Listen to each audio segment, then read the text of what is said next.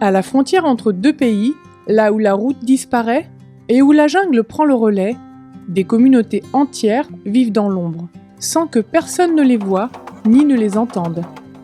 La plupart des gens ne mettront jamais les pieds là-bas. Mais pour le pasteur Obed, c'est précisément là que son voyage devait commencer, sur 2 roues. En 2022, il a eu l'occasion de visiter une communauté frontalière entre son pays, la Papouasie-Nouvelle-Guinée, et l'Indonésie voisine. Il n'y a pas de service public, en particulier d'infrastructures telles que des routes, des hôpitaux, des cliniques et des écoles, ce qui représente un défi pour les personnes qui y vivent. Elles ont été marginalisées et oubliées par leur pays, tant l'Indonésie que la Papouasie-Nouvelle-Guinée. Cette situation a profondément touché le cœur du pasteur Obed. Il savait qu'il ne pouvait pas simplement s'en aller. Il devait faire quelque chose. J'ai été ému et j'ai eu de la peine pour eux. C'est là que j'ai mobilisé les garçons pour qu'ils se rendent dans les villages isolés le long de la zone frontalière. Le pasteur Obed a réuni ses amis et leur a parlé des besoins à la frontière. Il voulait aider, mais d'une manière qui combine leur passion pour le ministère et leur amour du vélo.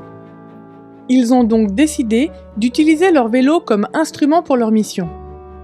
Avec prière et enthousiasme, ils ont fait leur bagage et se sont mis en route, déterminés à atteindre les populations non évangélisées le long de cette frontière. Ce fut une aventure pleine de sens et de bénédictions. Lorsque nous traversons les villages le long des frontières, nous arrivons dans les villages. Nous saluons les habitants, nous les rencontrons, nous leur distribuons des Bibles et d'autres publications chrétiennes.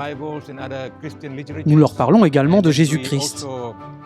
Ensuite, si nous avons des bonbons ou autre chose à donner aux enfants, nous le faisons pour leur faire plaisir et égayer leur journée, car ils sont coupés du monde extérieur.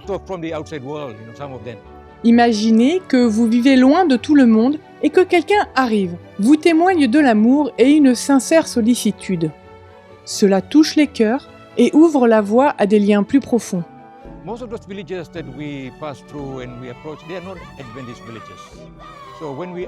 La plupart des villages que nous traversons et où nous nous rendons ne sont pas des villages adventistes. Alors, quand nous arrivons dans ces villages, les gens pleurent, littéralement, et ils nous accueillent dans leur communauté, nous nourrissent, et nous chantons pour eux et leur parlons de Jésus-Christ. Ils nous demandent de construire notre église sur leur terre et d'ouvrir ou de gérer une école dans leur village. Traverser à vélo des jungles et des savanes denses, préserver de l'activité humaine, transporter les vélos au-dessus des marécages et des rivières et gravir des collines constitue un défi de taille. Pourtant, le pasteur Obed et son équipe persévèrent, affrontant chaque obstacle avec courage et foi. Ils connaissent les risques, mais choisissent malgré tout d'aller de l'avant, confiants que Dieu leur montrera le chemin. Priez pour nous et pour les personnes que nous allons servir, afin que le Saint-Esprit nous utilise pour évangéliser, pour apporter le message de Jésus-Christ à nos frères et sœurs vivant dans les zones frontalières et au-delà des frontières. Merci de soutenir la mission.